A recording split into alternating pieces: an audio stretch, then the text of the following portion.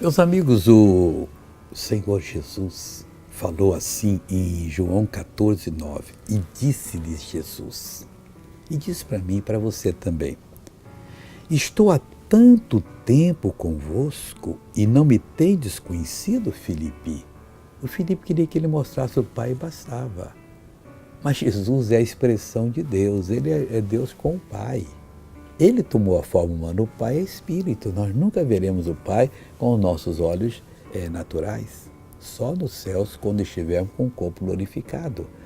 Mas quem vê a Jesus vê o Pai. Ele disse mais aqui, quem me vê a mim vê o Pai. E como dizes tu, mostra-nos o Pai. Olha, a partir de agora, quando você for orar, você vai orar com mais profundidade. Porque quem vê a Jesus vê o Pai.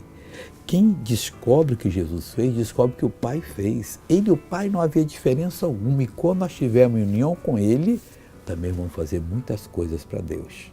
Veja essa pessoa que foi abençoada. Meu joelho. O que tinha aí? Tem uns 3 a 4 anos que eu tive artrose, osteoporose. Não, mas como é que a senhora chegou? Eu cheguei puxando da perna. Assim? Então anda normal aqui, quero ver a senhora bonitinha em nome de Jesus. Oh, glória a Deus.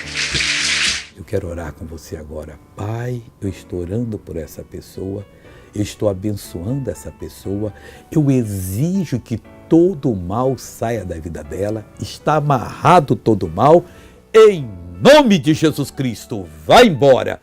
Dor, doença, eu estou mandando em o nome do Senhor Jesus. Assuma, meu amigo, que a bênção é sua, em nome de Cristo.